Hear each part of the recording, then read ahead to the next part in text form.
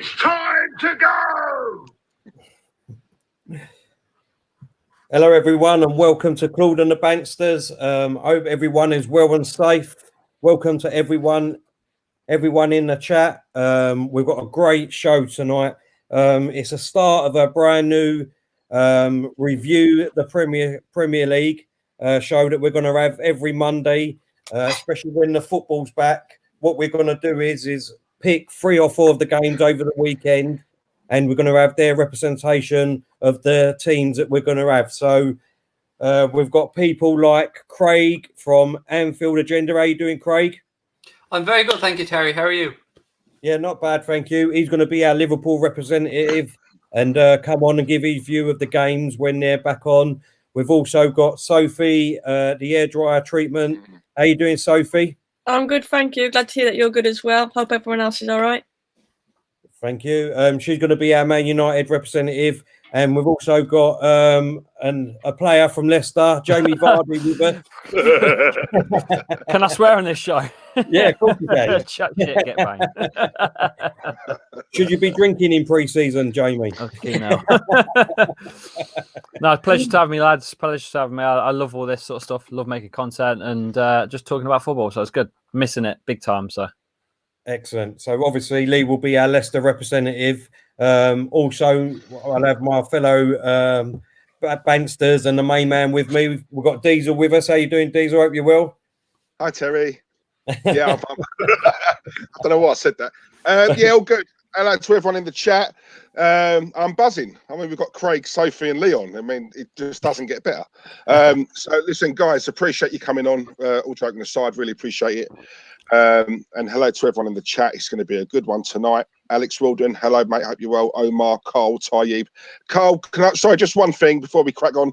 The last podcast, I think you asked me a question. My Wi-Fi was going a bit crazy, mate, so apologies. I didn't get to answer it, but I did see it, mate, so apologies. All right, but I hope you're well. And yeah, enjoy. But I'm still not going to answer it, so fuck you, basically. It's a polite way of saying no. There we go. Also, we've got the big man himself. We've got Claude. How are you holding up, Claude? You okay? Evening, everyone, and great guest to have on our first show. Yeah, great guest. Right, let's get straight to it then. As you may or may not know, Craig, Sophie, and Lee, we're big Arsenal fans. Arsenal channel, obviously, and you know, some people say that we've got the most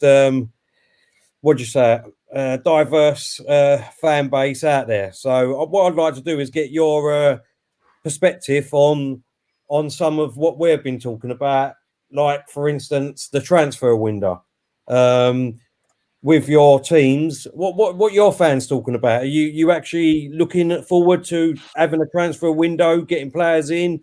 What are your fans at your clubs talking about? I mean, are they talking about, you know, getting new players in, how it's going to affect your club? Are you in debt? Are you worried for your club? So Lee, give us a little rundown of stuff. Yeah, I've got a couple of bits really to go on that. First of all, is the Coutinho rumour linked with Leicester, and Craig will know that Brendan Rodgers has obviously been played with Coutinho for Liverpool beforehand.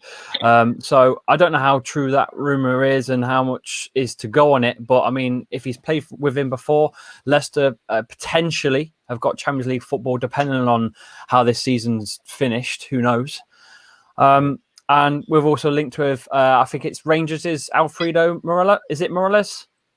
Who's a striker. We really desperately need someone that can do what Jamie Vardy does, which is piss most of the defenders off. And he's apparently right up there for that kind of thing. So I don't know, guys. It's sounding all right. I'm just hoping that we don't turn into Southampton and everyone picks us apart, because we've got some key players that a lot of you guys want to sign. I spoke to Robbie Lyle on AFTV only 2 days ago, and honestly, he picked, I think, 8 players out of our side over Arsenal's. That's how mad it is. Okay. And are you worried for your club at all, Lee? Like, you know, with the situation that we're in financially, is it going to affect you in any way? Do your fans talk about it like us Arsenal fans talk about it. You know what I mean? We're always going on about the money and the FFP. No, I don't think so. Talk about that. No, no, it's not, because what it is we've got some fantastic owners. I think everyone knows that. Yeah. Everyone knows that Leicester's owners are absolutely fantastic, different class compared to some of the other owners out there. I'm not saying yours is terrible, but they've got a lot of money as well. People don't realise how much money they do have, and so far they've not furloughed any of the staff. Like, you know, we're talking groundsmen, any of the staff behind the scenes that you don't see. So far, so good, you know, with Leicester. Okay, no, that's fair enough, Lee. What about yourself, Sophie? As a United fan, I mean, all we're hearing at the minute is Sancho, to be honest. And I'm excited at the prospect of Sancho coming to United. I just, like you say, it depends on how the season finishes, because I think to get a player like Sancho, Champions League is essential for us. And we'll have to see how it goes on. But I think to get rid of some of the deadwood that we've got in the squad as well, I think we've seen with Ollie's signings recently and who he's let go, he's trying to do that slowly. It's just, I think Ollie deserves another window, and I'm excited if he gets someone like Sancho in, then for United, obviously Bruno has already come in as well. Just looking forward to it more than anything, looking forward to football being back and being able to see some players on the pitch, because I forgot what they play like now, to be honest. It's been that long. And what about, like I asked Lee, you know, money troubles at United? Is there anything like that? Do Man United fans constantly go on about the FFP and, you know, how much money you can spend and what you should be allowed to spend? No, I don't think so as a United fan. I mean, Ollie's already stated that we could actually benefit in this window. And I think that might well be the case. I saw a quote the other day saying we could get Sancho for what, minimum 80 million pounds. If you're looking at a player like that, English player as well, I think that's an absolute steal, to be honest. But no, I'm not concerned as such. I'm just more eager that we do get the signings across the line, because everybody's linked with Manchester United because it sells stories at the end of the day. I don't believe it until I see them holding up that shirt, so I'm not getting too sucked in. No, I totally agree. What about yourself, Craig?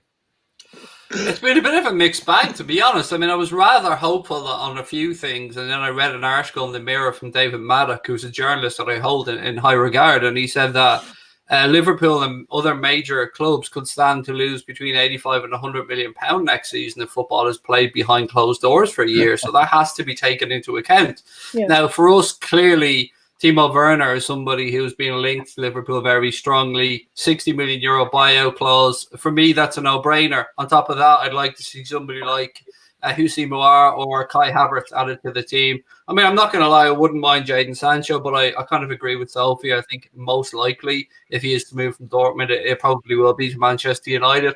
I don't think this summer is going to be a normal, or this window is going to be a normal window, though, because I think we might see a lot more player-involved deals, a bit of a player exchange, a bit of money being saved. Clubs trying to be a bit creative in the way that they go about it, because even with the greatest of intent, even with the Manchester Uniteds, the Arsenal, Spurs, Chelsea's, Liverpools of this world, there's only so much money to go around, and you see clubs like Real Madrid and Barcelona struggling financially already.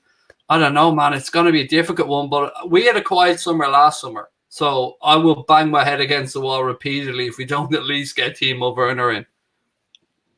Yeah, and what about, like our Sophie and Lee, Craig, with the financial play, the FFP?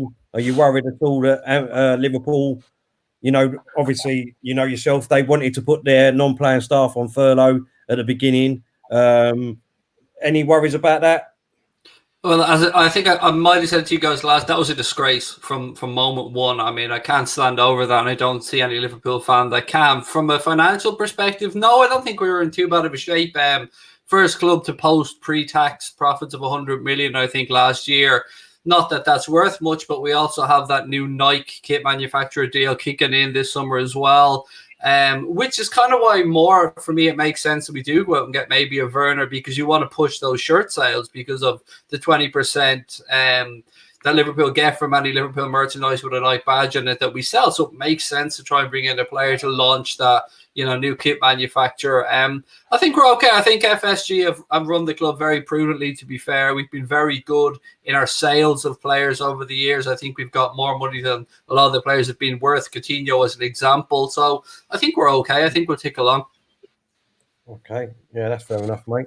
Diesel, after hearing, you know, what Liverpool fans and Man United and Leicester fans are thinking. Why, as Arsenal fans, do we always talk about FFP and you know what I mean? We've got to play by the financial rules. We can't go and do this. We can't go and do that. What's your thoughts on it, Diesel? Well, it's only us because we're the only club in the entire world who will haggle over a couple of quid. literally a couple of quid.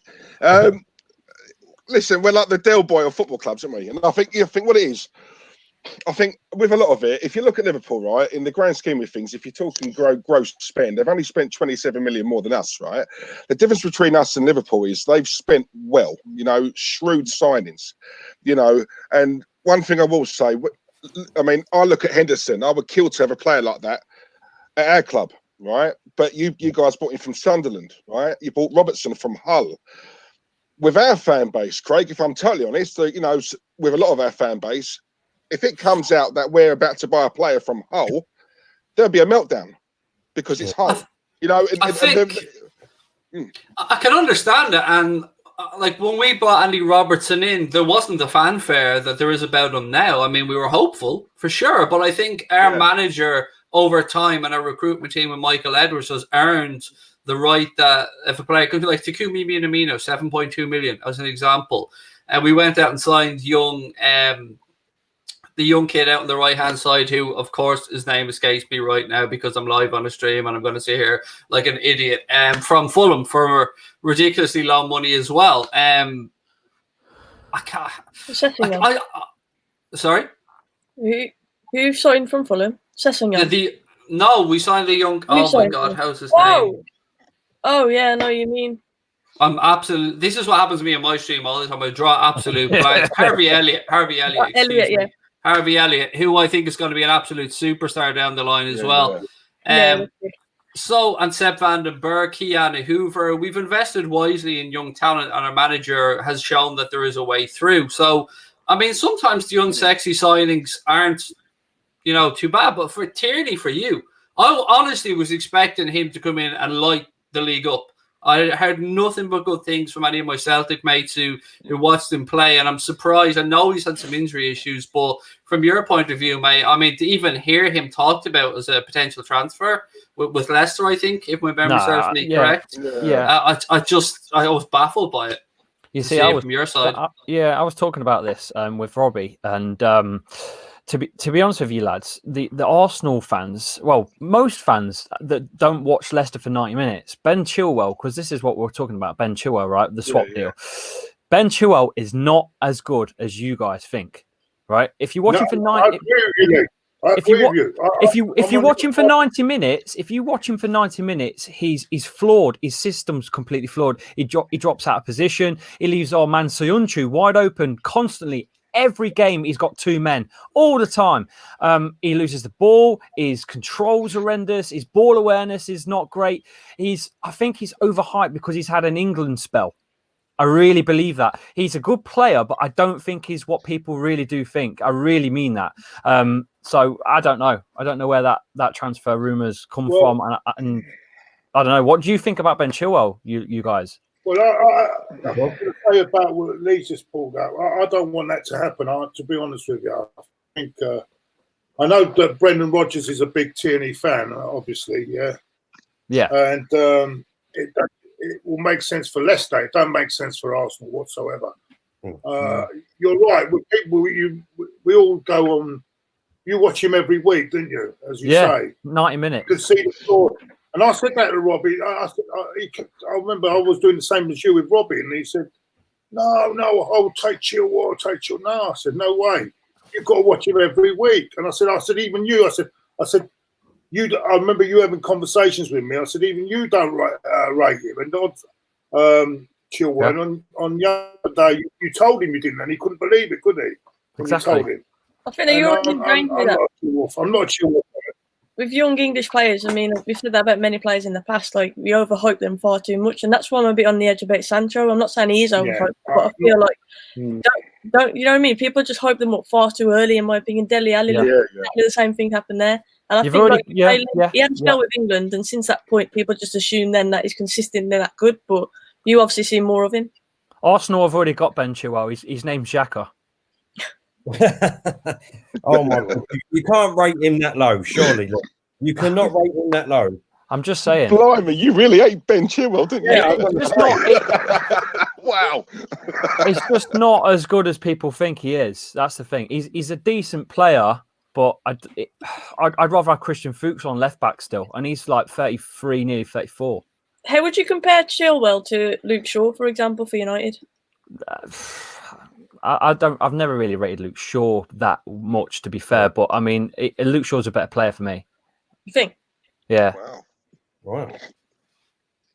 Right. So interestingly, then. He's had a lot of problems, weight problems, hasn't he? So I don't know if he's now suddenly got over I all do that. feel for him, but he had that terrible injury, didn't he? And I think ever since that happened, he never really got back to the form. He had a lot of potential, but I think the injuries ruined him, and it's a shame. But yeah, there's definitely been issues with his weight. But if you go back on what you guys were saying a minute ago about Arsenal and your fans going on about like signings and stuff, I think what it is as well is his recruitment. I don't see Arsenal going out to buy someone like James Maddison like before we did. I don't see that. For some reason, I don't see that happening. Like, why didn't you pick up Ndidi before we did? Why didn't you pick up? It's almost like you're always a little bit late to the party. I don't understand why. I think it's something to do with recruitment. You are looking for established names before you're picking a player of ability and then trying to make them an established name. I think you're trying to buy established names first. I think it's either that or sorry, I think it's either that or we're trying to buy established names, but with peanuts, right? Because you know, as you said, you've just named 2 players at your club. Well, I could keep going, yeah. Who you know, we're watching and thinking, oh my God, Ndidi, he would be our. Yeah. If we all right, in the summer, if we only bought one player and that was Ndidi, if I'm honest, a lot of Arsenal fans would be happy with that because he's a proper player, and it's no coincidence, right, that when he got that injury and he was out of your team, that's when your results started to slide a little bit. So that sort of showed me that he is integral to the way you guys play, right? But then I'm looking at it, I'm thinking, if I'm honest, I don't even know who buys the players at Arsenal. I don't know who's in charge of recruitment. I don't know who buys them. The problem is that's the problem there and then. The problem is that I think with our recruitment, they're tied to certain agents, and I think that's the biggest problem. They rather use certain agents, and this is why we get these certain players that we get. That's my opinion. I mean, we look at the situation where we could have bought, as you said, we could have bought Kante, we bought Xhaka instead. Yeah. Was it? But you know what I'm saying? I know it's just your Arsenal Football Club. I'd say probably in the top 6 of the biggest clubs in the world, and yet you're letting things slip. Like, I don't know, Porto selling Ricardo Pereira. We've brought him in, and he's give or take the best right back right now in the Premier League, next to probably Trent. Right? Like, how did this happen? Time and time again. It's a recruitment, isn't it? United, you can say exactly the same thing. Another thing is Van Dijk 12 million, and we paid 35 million for Mustafi. There's another example. This is what I'm saying. Because he was at Celtic. Oh no, it's at Celtic.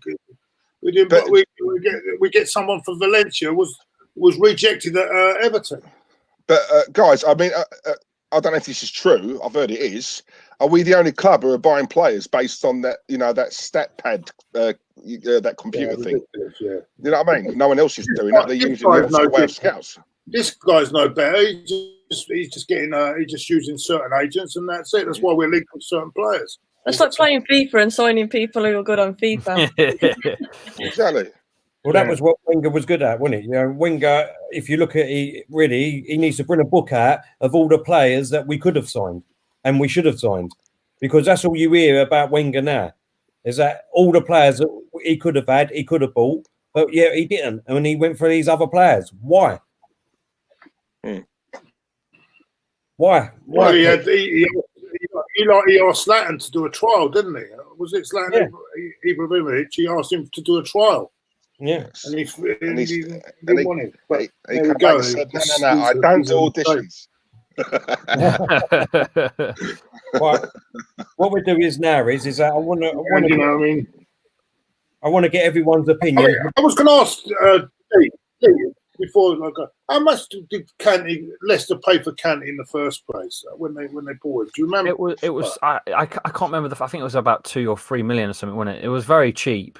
It was under the radar, wasn't it? Because they signed him the same time as Christian Fuchs, and at the time I think Pearson had just got sacked, and Claudio Ranieri had just been appointed manager as those two were actually signed. So I don't think Ranieri had anything to do with those signings either. Yeah, but it goes to show you, £3 million. That's where your recruitment is. But you only that's what I mean. The recruitment's insane.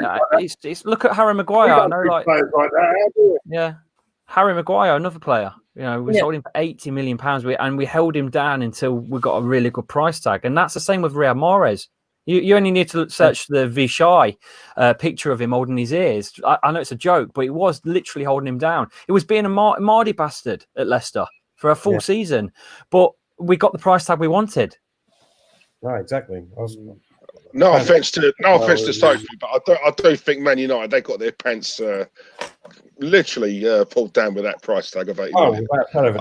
Well, yeah, but what clubs do you know? What clubs do you know that what clubs do you know that sell a player for £80 million and then replace that player with someone that's been sat on the bench for 12 months? Yeah, and he's outperforming that player. It's bonkers. It don't make sense. You don't even miss him, do you? You don't even miss him. How much does Pereira come for?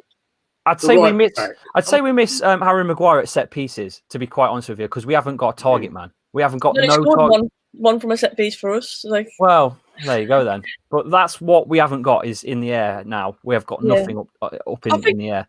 Maguire is a good player, don't get me wrong, but like I mentioned earlier, one is English, so automatically I think you're asking for a higher price. He does improve us at the back, you can't argue. I think he has improved us as a back. We lacked that kind of leader, and I think he brings that. But I'm not denying that we did overpay for him 100%. But like you say, Leicester just held out. And in the end, we were trying to penny pinch. We were linked with him for ages, and we waited to the end, and we've ended up paying a lot more than we should have. Yeah, sorry, you asked me a question, I think, Claude. Ricardo Pereira, how much did he cost? Oh, it was 9. I think it was 19 mil, 18 mil. Someone See, that's what I'm trying to say. We're paying 30 million for players that can't even kick a ball straight. Yeah, 19. Yeah, there you go. 19.8 million. There you go. Yeah, well, there you go. 19 million pounds. See, this is what I'm saying. It's down to recruitment, and this is why I get it on my nerves when they keep going on about Cronky. It's not just Cronky; it's the recruitment that's wrong. Well, who's your Scatley? Is it that Shakespeare, or was he a coach? That's Shakespeare. Is it? Craig Shakespeare's gone, and so's his. Steve Walsh. Steve Walsh left as well. He went to Everton. After the Champions League season, he'd gone to Everton. That was his boyhood club, so he'd gone into recruitment at Everton. I can't tell you exactly who's in recruitment now, because you know what it's like with management and stuff. It's just constant changes. But for some reason, even though we've had different management changes, because we've gone from Pearson to Claudio Ranieri to Craig Shakespeare to Claude Puel, now Brendan Rodgers. And yet the recruitment's still absolutely fantastic. So clearly there must be some recruitment team that's just stationary behind the scenes that you don't know about. It's got to be. It's the reason why directors of football or people in that position are so important, because it doesn't matter what manager is at the club. Let's take United as an example here. If United put in a director of football in place that puts in and implements the strategy of football that United want to play or Liverpool want to play, whoever it might be, over the course of 10 years, it allows you to have that progression right through, and it doesn't matter whether the manager gets changed or not, because he is just a coach. And that is what Brendan Rodgers is, and that is what many other managers are these days, is just coaches who are allowed to, of course, have conversations around the starter players to bring it in, but the recruitment has to be looked at long term, whereas managers, what's the average manager length in the Premier League? 2-3 years, probably? Yeah. Right, I was going to ask you about, you said you know what you would like Tino Werner. Do you really need him? It's a tricky question, because we have young Ryan Brewster, who I think is going to be a superstar, who's out on loan at Swansea. Divock Origi, I don't think is good enough to be. I mean, I love Divock, and he's a big game player who scores really, really important goals for us, but he still has time to get to his peak. So for me, yes, we do need him, because it's okay having Sadio Mane, Bobby Firmino, Mohamed Salah, but if you're going to play 60, 65 games a season, you're going to need somebody to come in there, and you're going to need to be able to rotate. And the beauty of that with Timo Werner coming in for us is he's not coming in under the pressure of needing to go and bang 30 goals in his first season. Kloppo likes to introduce people in gradually and get them up to the system, the style of football that he plays, and allow them, of course, to introduce themselves to the culture of England and the Premier League in general. So I think it would allow him to come in, Claude, without any pressure on his shoulders. But yeah, I kind of think we do need a little bit, but I'm a greedy bastard. So would that mean moving Firmino further back into midfield? Or would that it's being talked about. I suppose it depends if Klopp moves away from that 4-3-3 system. You could go to a 4-2-3-1 or 4-2-1-3. I think sometimes as fans we get caught up a little bit.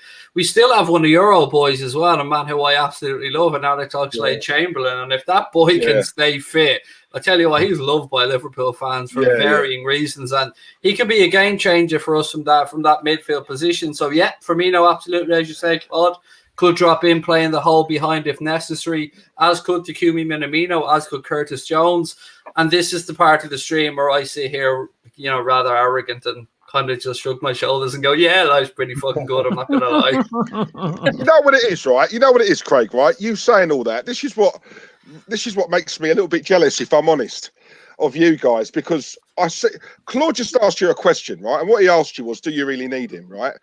Now, you guys have lost one game all season, right? In my opinion, you've smashed it this year, right? Credit where credit's due. I've always said that, right? Regardless of who the club is, right?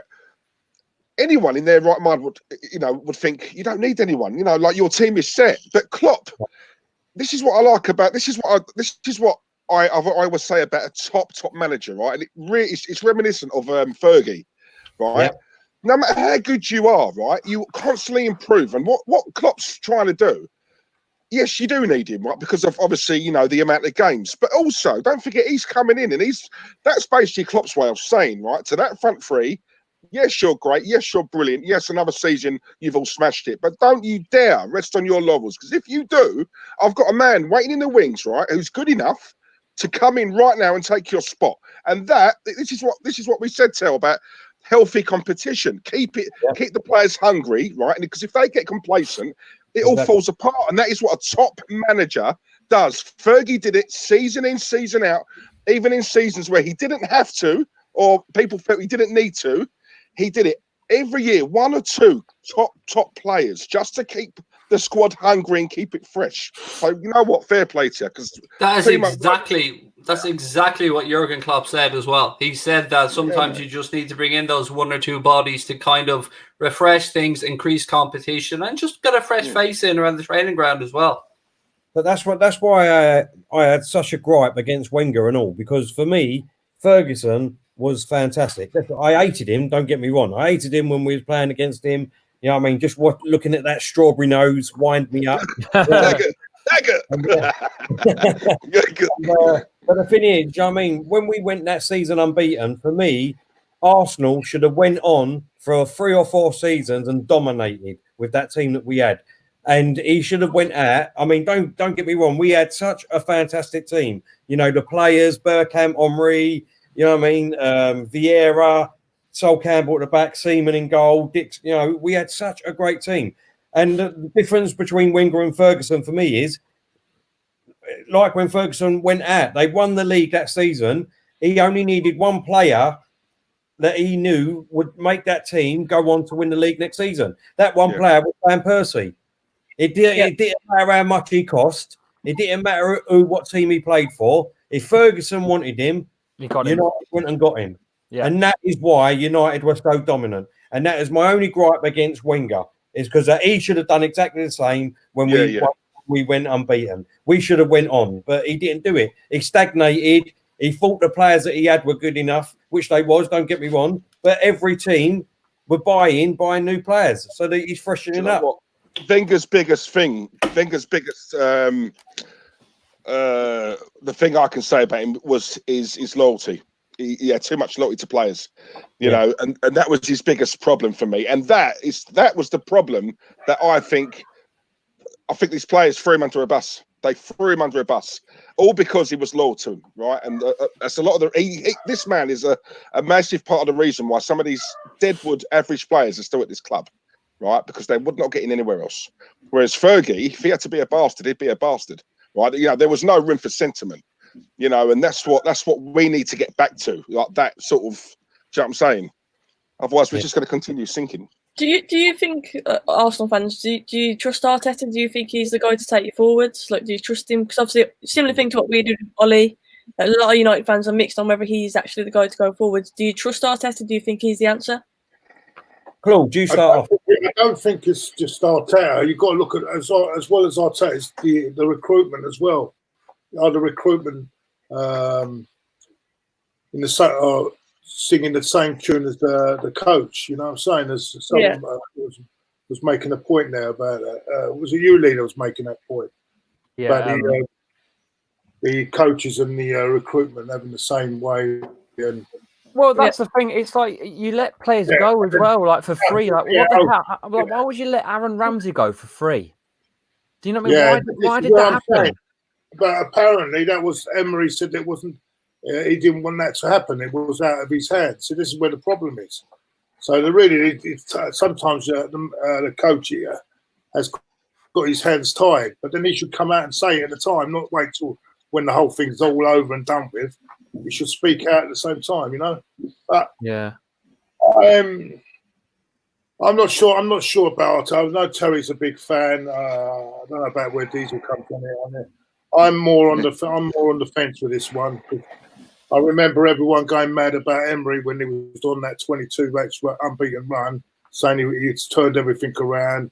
We got our Arsenal back, and then we saw towards the end of the season that he wasn't good enough. He wasn't just simply not good enough, and he should have been removed after Baku. Actually, I don't know why we went through the whole summer with him as well. I don't know why we didn't change it in the summer. I think we have to wait. And what the difficult thing is now, I wanted a lot of these players out in the summer, but now it's going to be very difficult to get rid of them because there's no money about, is there? There's not going to be any money about, so we're stuck with them. Yeah, so he's got a really difficult. He has got a hell of a job. You mentioned about money and how it's affecting clubs, right? With the pandemic and stuff. Sorry, Claude. Aubameyang, obviously, is a key player worth a lot of money. Everyone is affected by it. What I'm just trying to say is now, what's going to happen with Aubameyang if he doesn't sign the contract? Do we take? I wouldn't take the 30 million. I'd rather him run his contract down than take 30 million. What's the point of taking 30 million for Aubameyang? Yeah, you know what I'm saying. So, right. Sophie, Lee, and Craig, right? Can we just quickly get your opinions on that, because that caused a bit of a debate on our show right the other day. Because I don't agree with us allowing Aubameyang to just run down his contract and leave for free. If we get 40, it won't be 30. I think it'd be too low. I personally think if we can get 40, 50 million, right? This is only if he doesn't want to sign. If he wants to go, we cash in, right? We don't let him stay another season, right, and run it down. That's just my view, right? He's bigger than the club, in my opinion, right? Bigger and better players we've lost, and we're still here. So, but what's your guys' opinions? Do you think he should, or do you think? What would you say if Aubameyang was at your club right now, and he had one more season? Would you allow him to run it down and leave for free, or would you cash in on him if he doesn't want to sign? It depends how much you've invested in him for a start. I think, and realistically, what you're expecting back from him. That's the big question. What is it that you invested in him, and what are you expecting back in return? Because how old is he? 31? 30, I think. Is he 30? 31. 30 or 31. So he's on decline, technically. That's how they say. You know, Jamie Vardy's proved that wrong time and time again. Exactly. Yeah. But he's in decline. That's just what they say. So realistically, how much are you expecting to get from him anyway? Because if he's in decline, who's going to buy him? And like you said, it depends on his attitude. If he wants to go, then for me, you don't keep a player who doesn't want to be at the club. Like, I would cash in on him. It depends on his loyalty to the club. Who says he's in decline, though? He's one of the top strikers in the world. I'm not saying he is. I'm just saying that's how they'll look at him, don't they? Because that's what happens with strikers. You hit about 31 and they all start questioning. just a question, like on top of the question what Diesel asked. Would you be happy with your club buying Aubameyang now? Oh God, yeah, I'd take Yeah, him in a We heartbeat. need a goal scorer, so yeah. I'd take him definitely. You answered in this. You answered. What about you, Craig? We've a sort of a similar situation brewing at our club with Genie Wijnaldum. He's looking for a deal that the club aren't willing to give at the minute. There's a bit of a standoff, and my thought process with Aubameyang would be, what is Champions League qualification potentially worth to you in his last season versus what are you going to potentially get out of him? So that's the way I would like to weigh it up. I would rather let him leave on a free, because he's going to want to perform in his last season. He's going to want to be in the shop window. He's still going to bang in goals. Now, this is if he won't sign a new deal. I would let him run down his contract and go on a free, because he's going to be a year older, and Europe probably going to got the peak years out of his career, and he could be the difference between European football and not for Arsenal. And I wouldn't trust your board that well to reinvest the money, if I'm being honest, if you cash in on this summer. Yeah, that's what I'm saying. Yeah. What's that comment? Because my eyes are not great tonight, Terry. The comment on the bottom there. Sorry. Chadwick done a super chat. Thank you very much, Chadwick. He put, remember, boys, when Arsenal knock on doors, it's a different knock. Yeah, the knock is Arsenal will overpay and spend money in non-need positions. Yeah, you're right. I can't argue with that, to be honest. Do you know what I mean? It's Craig, just on that question, would you take Aubameyang at your club if they bought him? He's not a real Liverpool type buy, to be honest with you. I just couldn't see it happening. Do I rate him as a footballer? 100%. I mean, he is an out-and-out goal scorer. I would never deny that. He will get you 25 plus goals a season. At Liverpool right now, no. But at most other clubs, I would say yes, they would take him. But for us, I mean, we've got James Milner, and he's going to play till he's 150 anyway in every position on the pitch. So we've got that aging player that can do a job. But look, I will never disrespect Aubameyang's goal scoring ability, because it speaks for itself. We've never had this before, so I've got to put it up. Mally Mo, we've got a proposal here, Sophie. He's put, Sophie, we can ride up to the sunset of Manchester on a donkey, accept my marriage proposal, life is short, and midget cold. I asked her first, Mally. She's mine. Hands off. Let's get everyone's opinion on this one. On the marriage proposal, or yeah. This is a football chat show. This is a football chat show, not Love Island. That's actually being cancelled. That's being cancelled. Yeah, exactly. Believe it or not. We might as well do it on here, mightn't we? We might as well start our own. There's no idea. There's some content for you. How can Love Island be cancelled? Diesel, I'm coming for you, big boy. I'm coming for you, Diesel. You know I am, pal. Mate, listen, I'm here. Take me, Greg. Take me. I'm here. Right, let's get everyone's opinion. Let's get everyone's opinion, starting with you, Diesel. Yeah. Should the season come back?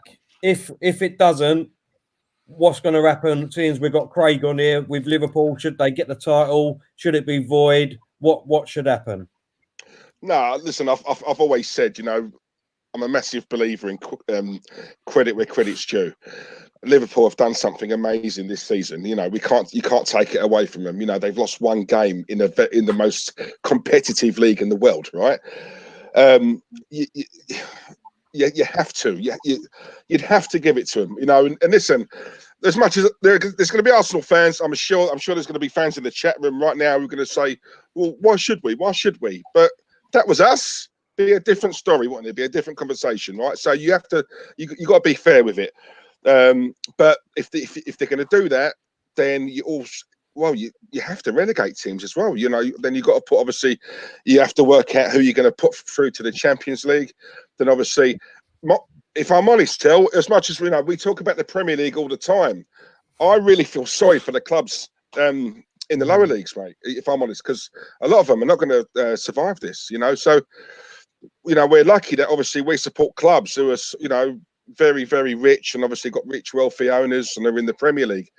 But I do spare a fault for a lot of the lower league clubs because, through no one's fault.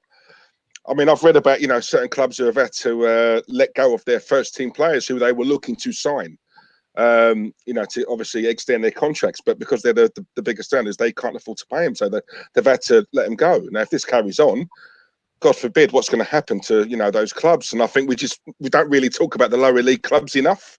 That's just my view, but yeah, Well, my view, I'm not so sure, because if you look at it in a different way, look at, for example, Aston Villa. Look how much money they've spent, right? They've spent so much money, right? And they possibly have not faced some of the big teams, or maybe they have, and they've not faced some of the smaller teams in the league compared to someone that's above them. So it's not going to be fair if they get put down relegation right now. If the league was just stopped, all positions were just, that's it, unlucky, sorry, but you relegated. It's not fair on, say, if the team above them has played all the small teams but still got all the big sides to play, but yeah, Aston Villa have played them all. I don't think it can be just killed off, because it ain't right. It either needs to be finished or it needs to be completely voided. All positions from all up and down the country just need to be completely blanked and restart again. And that is even costing Leicester City a Champions League spot worth £120 million net profit. Mind, that's what we earned from the last time we was in the Champions League, when we won the Premier League.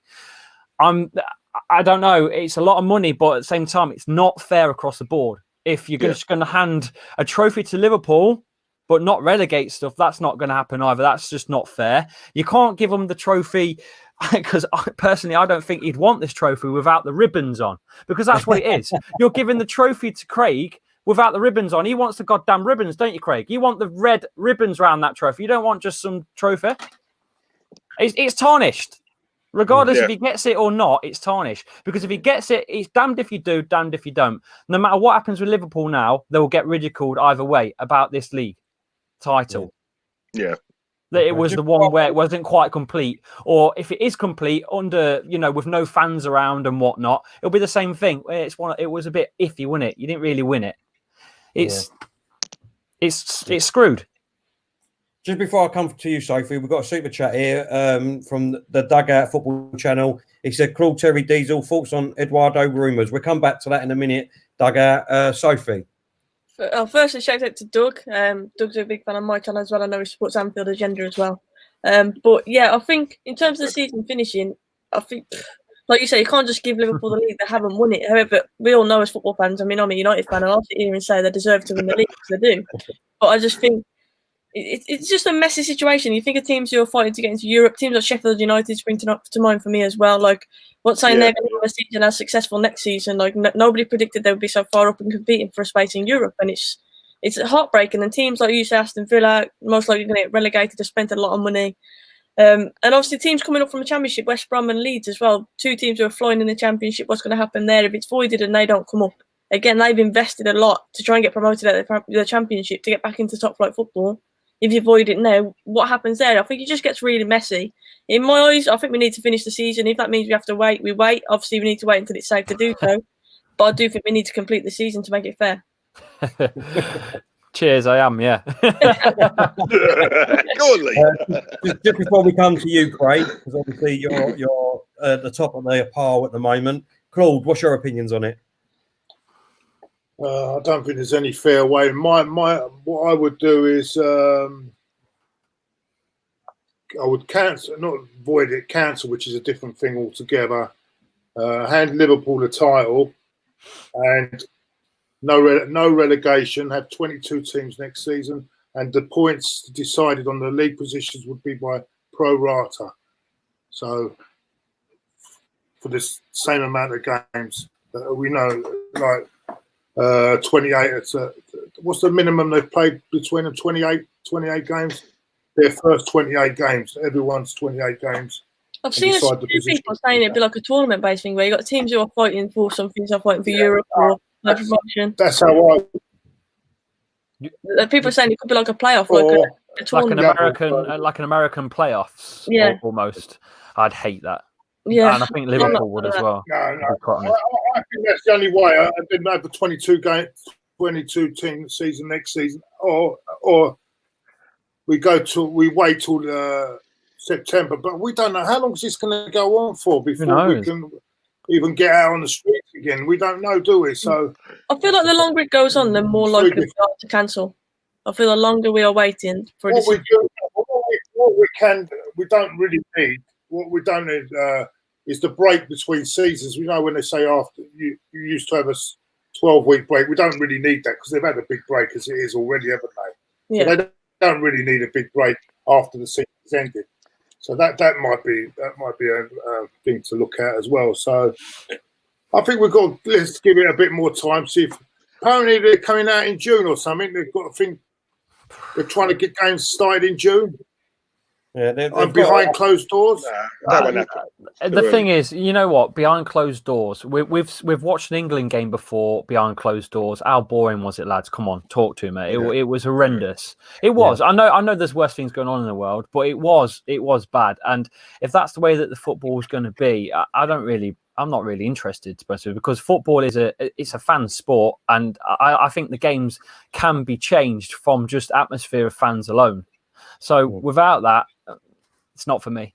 Lee, we can do what the Germans are doing. Oh, you better get used to it.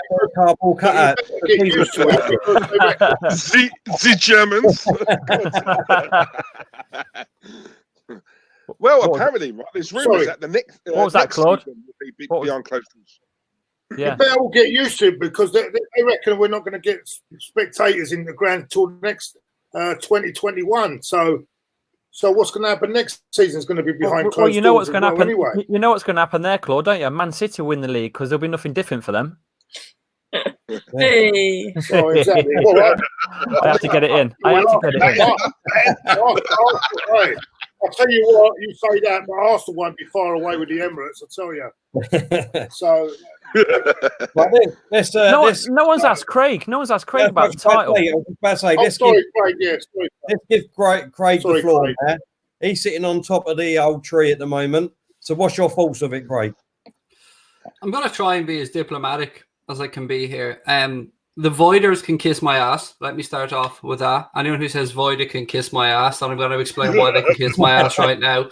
You can kiss my ass because you understand fuck all about how this whole ecosystem works, for a start. We've seen what's going on in France. They're already shitting themselves over potential money that's been owed from beIN Sport and stuff like that. So the money that's in the Premier League, what happens if we void it now? It could go bankrupt through litigation. We've already seen in the lower divisions of English football, below National League level, clubs threatening to take the FA to court. What do you think is going to happen, as Jamie Vardy lookalike, my good friend Lee Chappie there said, if Aston Villa, for instance, were to just, the records would be just wiped? What happens to the goal scorer? Lee Vardy. We'll have Lee Vardy. What happens to the goal scoring records? What happens to the season tickets that have been bought? What happens to all the money that Sky, BT, beIN Sport, Supersport have put into the world and this ecosystem of football? It's not as easy as just saying void it. As True Geordie said, what happens if we start again in September or August? Why are we so convinced that everything is going to be okay by then? We need to understand the language that has been used by the stakeholders involved here, and that is sporting integrity. And that does not just mean for Liverpool, because I do not want to be handed the Premier League title. I think I speak on behalf of most Liverpool fans. We want to earn it. We want to earn it by playing 38 games. We want to win the title. We don't want an asterisk beside it. Lee already kind of said that it's going to be joked about and stuff towards us if we win the league one way or the other. We're going to win the league by absolutely bitch slapping the league, my friend. We're going to win it by probably breaking Manchester City's points total and being, in my eyes, the greatest team of the Premier League era. So to us, from the inside, we could not care less what outside fans think about how we react to it or what way we are bantered. It doesn't matter to us. We've waited 30 years for this to happen. If it doesn't happen this year, you know what? It'll happen next year. Because we're still the best team in the league. 100%, now, 100%. I want what everybody else wants. I want safety to be of paramount importance to everybody. I will happily cancel the league right now if it saves one life. If it saves one life, I will cancel the league right now, and I'm sure every footballer would as well. But to all the void merchants, it just lets us know that we live rent-free inside so many of your heads. And for that gift, let me just say thank you. Because it means a lot to us that we're living rent-free in a lot of your heads. So thank you on behalf of all us Liverpool fans. I just want the decision to be made. That's all. Yeah. But can you imagine if Arsenal was in this position? He'd be the first one moaning about it. Yeah. Wanting the season not to be voided. Yeah, cool. We can all say it. Fans are fickle in Liverpool's position, we'd all be moaning about it. We'd be moaning the same thing. So Listen, lads. If this happened to Leicester when we won the league and it was cancelled, I wouldn't even Did be you on win it. the league? You haven't mentioned it much. Have you won the league? You wouldn't happen to have a DVD of it lying around there, pal, anywhere, would you? I wouldn't be even on here talking to you lot. I wouldn't even be on here talking to you if that hadn't happened. I wouldn't even be here. So I'll tell you what, Lee, in all credit, mate, you have a very good side at the minute.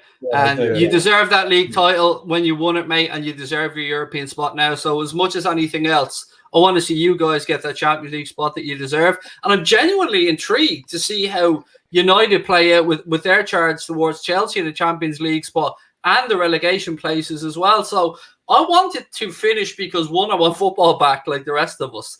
And I think, how could we just cancel an entire season? It would make more sense to restructure a future season and finish out this season whenever it's safe to do so. Because when you start a season, you start it under the presumption that you're going to play 38 games. Everybody knows the rules. So if you had to start the future season and alter it, and I'm not saying that that's the way forward, at least everybody knows from the start what's going to happen. What's happening around Europe now is that UEFA have said to clubs or leagues that have cancelled the leagues early, by May 25th, they want to know why they've taken that decision to cancel so early. And we've seen it with PSG and Lorient being awarded the league titles in their division. I think Bruges were awarded it, I think, if my memory serves me correct.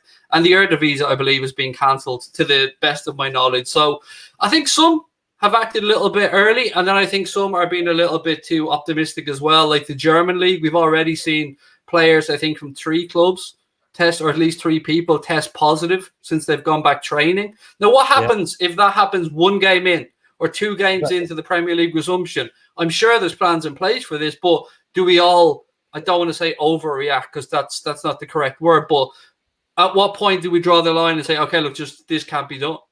And I get what Lee says as well. Football behind closed doors, it's not the same sport. I'm 100% with you on that. Yeah. I don't know if you guys have seen. I watched that WrestleMania. Is it WrestleMania or something? Yeah. That was behind closed doors. What a shambles that was. I know it's not a sport, but I mean it's still a live event. It relies on fans to make a show. It's fuck me. I can't watch it. Yeah. Did you hear what they're thinking of doing though? They're thinking about giving BT or Sky or whoever permission to go and interview substitutes as a way of creating additional content. Now, obviously, this would have to be a break during play because I can only imagine 2 meters going apart. up to. Yeah, how do you do it? Like, is there an orderly queue formed? I mean, who gets the first questions? If your team is losing, are you really going to want to listen to this nonsense from a reporter that's asking you questions? But guys, can I just say, right? There's what's your take on this?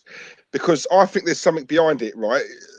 As much as we talk about whether the season should be voided or whether it's at the end of the day, I personally believe there's a lot of players, a lot more than what we think, who don't want to play, right? And I think when Aguero, a high-profile player like him, this isn't, a young boy who came out and said it. I think he would have got dismissed after half an hour. This was Aguero, right, who came out and said that. And I think there's a little bit of substance behind it. And if I'm honest, if he's saying that, he's speaking to a lot of the players, right, who are of the same opinion.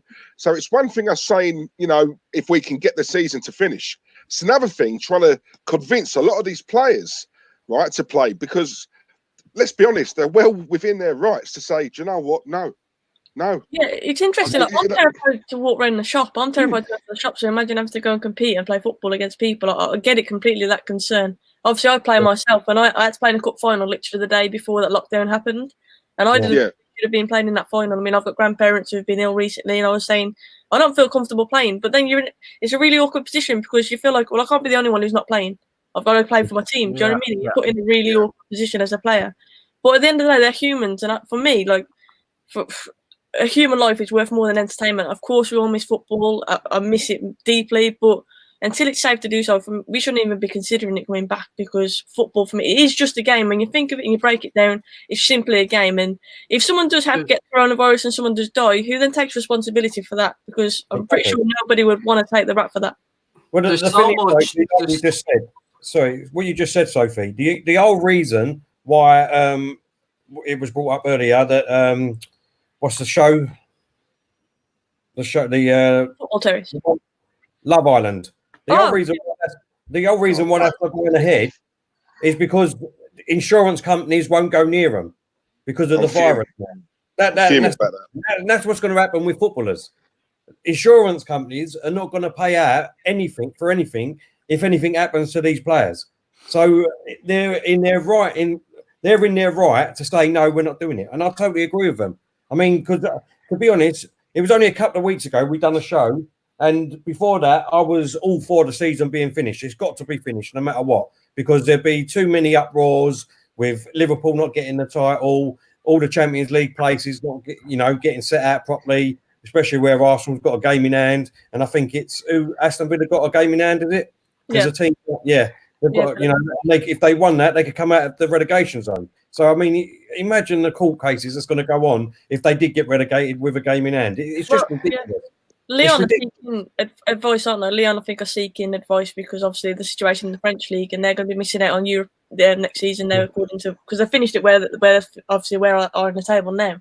And I know they're seeking, because obviously Lyon are a massive team in France, and because they've called it now, that I think they had a game in hand maybe, or if they won the next game, they were back into the qualification for the Champions League, and they've just missed out on that. So it just gets far too messy, doesn't it? It's just a horrible situation. I would not like to be the person with the ultimate decision, to be honest, because you're never going to please everybody. But I think it was Lee that said it a bit earlier. We just need an answer now. We just need, if we can get an answer either way, then we can all move on. And we can stop talking about what ifs, what it could have been. Are you going to be champions? What's going to happen, and all that? It just completely eradicates that. We will find out exactly when they make a decision. Just make a decision there. Here's the thing, though, Terry. It comes down to basically one thing. We all know that there is not going to be a drug in place that can prevent this virus for probably 12 to 18 months. So are we willing to then accept as a society, all of us together, that we can't go to bars, we can't go to restaurants, we can't go to football stadiums, we can't do any of these things until this is implemented? And I agree with what Sophie said. Health has to be priority. And I also agree with what Diesel said about players who don't feel comfortable not being forced to play. I'm with you guys on this 100%. They're human beings. What they earn goes out the window. It does not matter. They have families and loved ones to go home like everybody else. So one thing we also have to understand here is sport has a lot to play in culture and society. And if the government, any government around the world, can start getting sport back, people will start to feel like some form of normality is starting to come back to their lives. And I never realized what a big deal sport was in the world, particularly football, until this very situation. And Project Restart, or whatever it is that they're calling it, looks like they're going to be trying to potentially play 8 to 10 grounds, neutral venues. From what I've read, these venues are going to be venues that are in less densely populated areas, which will have hotels and facilities available for teams to isolate and stuff. And it's all just up in the air. And we can do this show today, and Terry, everything could change tomorrow, mate. We could hear different news tomorrow. So none of us have the exact answers. But I just, from my point of view as a Liverpool fan, I honestly find the cheap shots hilarious. Not from you guys. Not at all from you guys, but there's been so many people, like just reading through some of the comments. Gerrard has never won the league. Maybe not. But he's won the Champions League. Yeah. He's a damn fine footballer. I want to ask you guys a question, not so much about football, but anything in general. What was there anything that you took for granted before this pandemic? How we are now. Is there anything you took for granted? To be honest, I went and visited my nan and granddad every single day, and I just go and have a cup of tea and watch Coronation Street or watch something. And I've missed that quality time with my grandparents. That's the biggest thing for me. I wouldn't say I took it for granted, but it's just something that I did most days, just to go and visit them. And now I'm just texting and stuff like that. But it's not the same, is it? So that's a big part of my day that I miss out on now. Family girl. Mm. For me, I would say it's life itself, Lee. To be honest, I've got 3 kids and obviously my wife.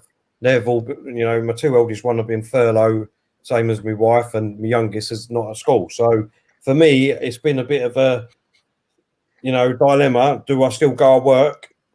Because obviously I'm the only one that's leaving the house. Yeah. And coming back home, and I will be the one giving it to them. if God forbid that happened. Yeah. So, I'm you know, the same key worker. I'm a postman by the day, so I'm the same. Yeah. So that would be it for me. Like you just said, Lee. I don't know about you, Claude. No, the thing with me is that my dad's not very well at the moment, and I can't go and see him. That's one thing that I miss out on. Apart from that, I don't feel right because people are not keeping their distances. So even I have a few bit of walking, but you can't do too much because people are not.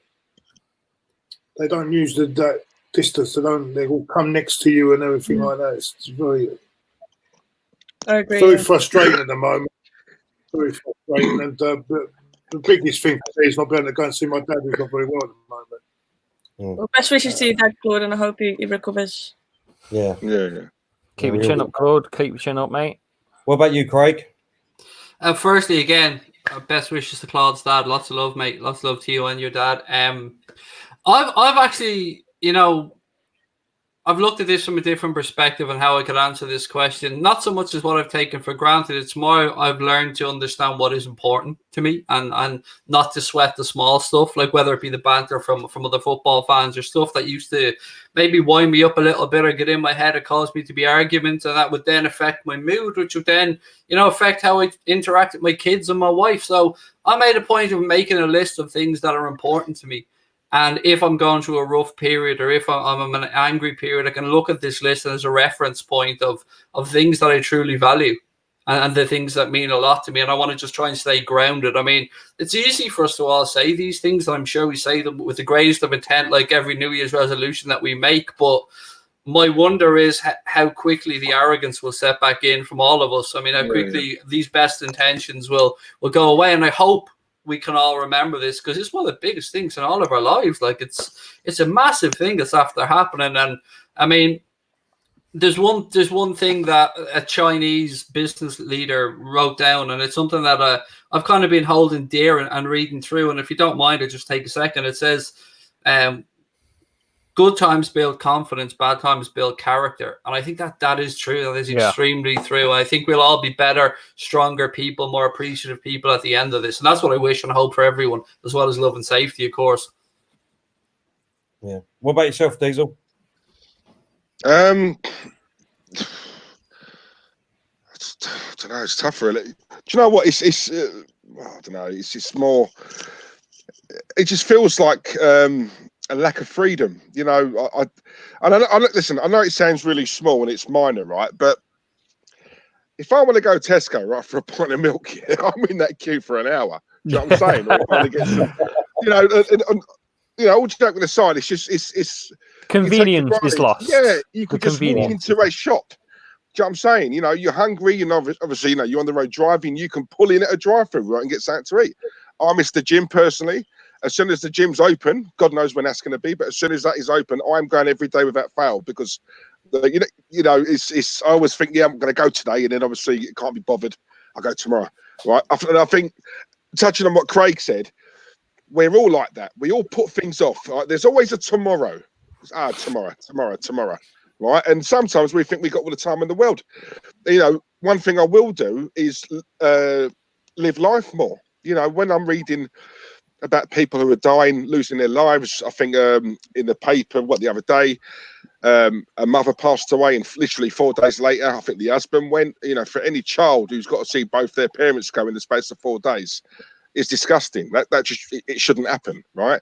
But these things are happening. There's a 5-year-old child, who passed away. So us guys, us people who've got kids, makes you want to hold your kids even tighter, doesn't it? And it's just, it's them little things. It's just basically enjoying life, and it's just enjoying and making the most of it. And don't put it off until tomorrow because you might not be here tomorrow.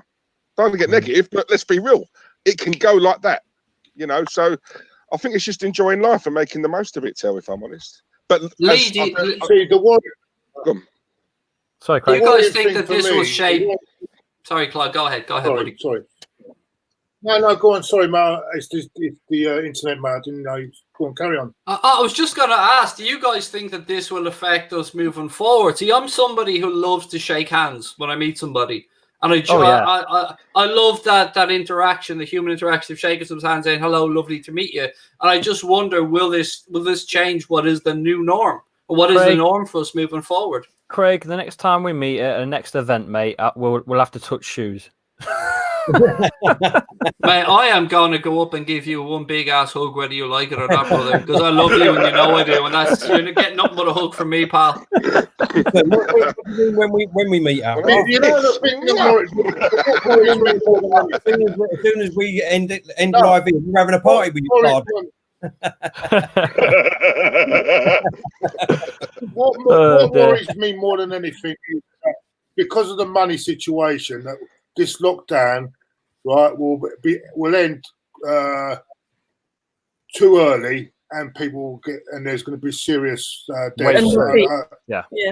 And the impatience because of the money situation, and that worries me more than anything. That we're going to go back out too early.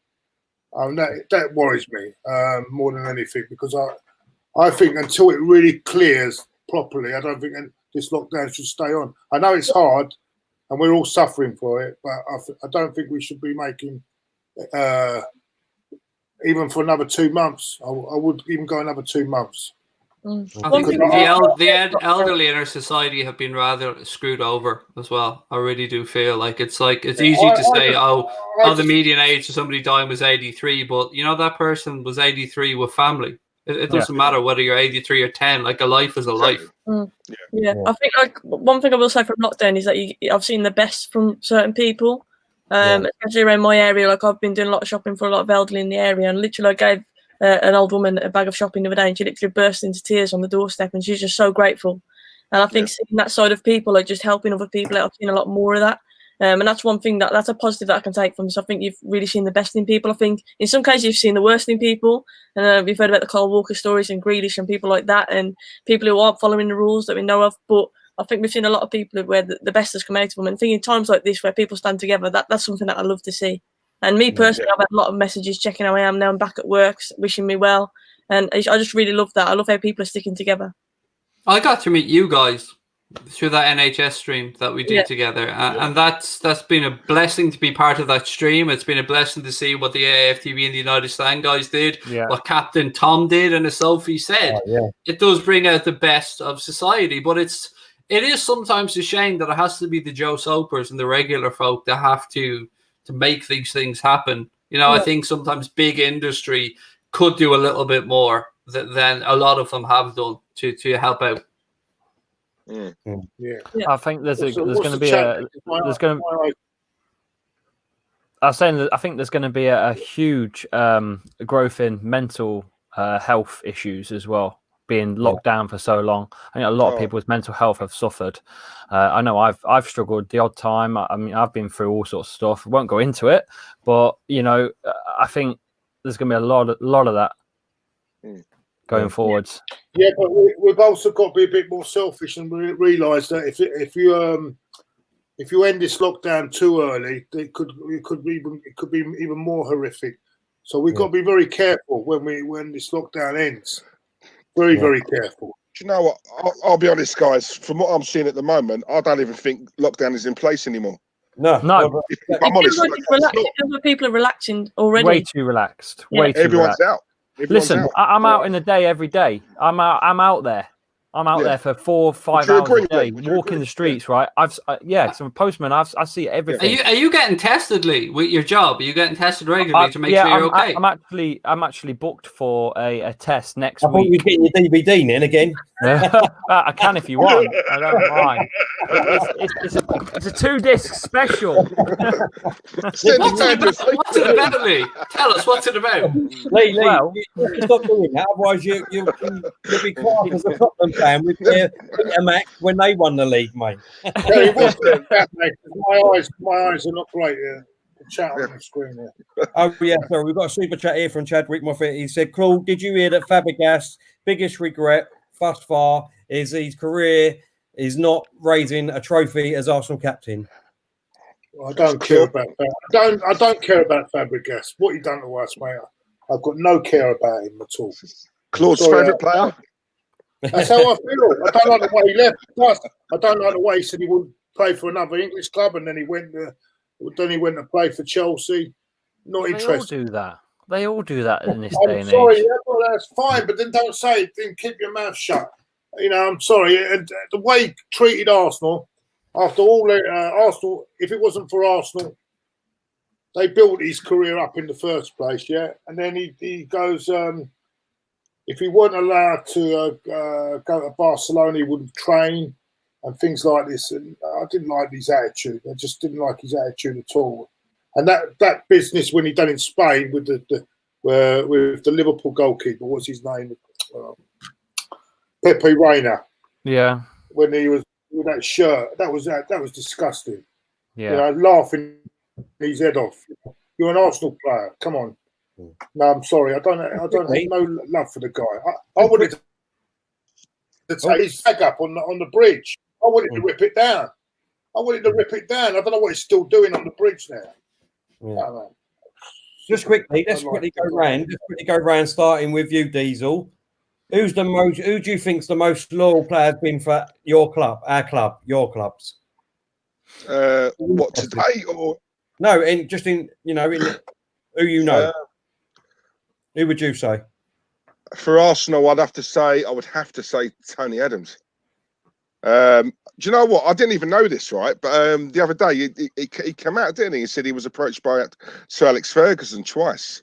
Yeah. And obviously, you know, that phone call lasted about 5 seconds. But you know, it's yeah, I'd have to say Adams. To be honest, there's not many. I don't think there's many. Well, nowadays I'd struggle. I'd need a day just to think of a player. Loyalty was more of a thing back then. I can't really knock any player, and as slightly different to. I mean, we've had certain players who have gone, and obviously the way they've gone, we only know one side. We all know more goes on behind the scenes that we're not privy to. But players, let's face it, we've had some players who have left us after being here for a good few seasons, not won anything. They go to a new club, within a season they've won a trophy. You can't really. What do you say to it? That's a player's way of saying, well, now you can see I made the right choice because look at this. Look at the trophy I've got. Well, I've got this if I'd stayed. Do you know what I'm saying? So it's a bit of both, really. But I'd say Tony Adams, mate, one club man, and he loved the club. He was a fan as well. Don't get better than that, to be honest. No, I totally agree. With you. Sophie? There's a lot for United, to be honest. Obviously, you've got Sir Bobby Charlton, still obviously loyal to the day at United. Giggs, Scholes as well. Scholes obviously had a lot of moves they could have gone to Barcelona. So Paul Scholes is my idol, so I'm going to be really biased here, and I'm going to say Paul Scholes. But there's a lot to choose from for United. Obviously, class of '92. Scholes, Giggs, and like I say, Bobby Charlton is still now loyal to the club. So yeah, I'm going to go with Scholes because I'm biased. Okay. No, go with that. Lee. Yeah, I've got two really. One for particularly Jamie Vardy because since he's come to the club from a non-league club. He's had the potential to probably sign for yourselves. Yeah. I think he could have probably played for someone like Man United even at the time after he'd won the league, and yet he's signed and pen to paper for. I think he's got at least another 4 years left now, which takes him to over retirement. Really, let's be honest. But I think. Probably more importantly, I think Andy King for Leicester. Andy King signed 2006 through the academies, whatnot. And although I know he's now, I think he's at Huddersfield on loan, he's won League One, he's won the Championship, and he's won the Premier League with the same club. Not one player's ever done that with three tiers of English football. So to do that with one club and, practically stay with the club to nearly the end of his career is a phenomenal achievement. And I think he's missed the loyalty to the bone. Well, I can't agree with you there, Lee. Craig, this is going to be interesting. Yeah, it's a multi-tiered question. I mean, I can say Ian Callaghan, our most appearances, but the real answer in my era of watching the game, Jamie Carragher. But the correct answer is Sir Kenneth Dalglish, because what that man went through on and off the pitch and what he will carry on his shoulders for the rest of his life, along with his good lady wife and what they've been through, he is the most loyal person to this football club that I'm privileged to support that I think I will ever see. I don't think anybody will ever surpass that. So without a doubt, Kenny Dalglish. Great answer, Craig. Claude. Claude, can you hear me?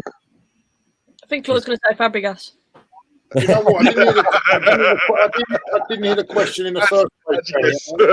I've heard all the answers, but because of the poxy internet I've got here, I didn't hear the question.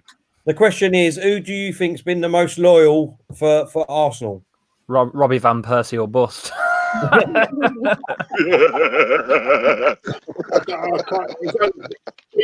You could say, I would say Tony Adams. Come on, you could say David O'Leary as well.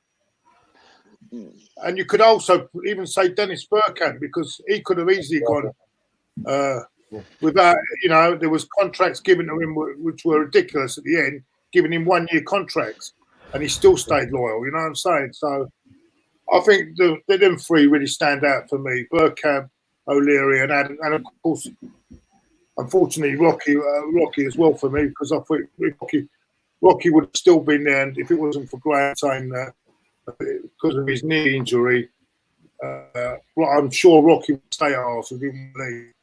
So players really stand out for me. I totally agree with what Diesel and Claude said for me.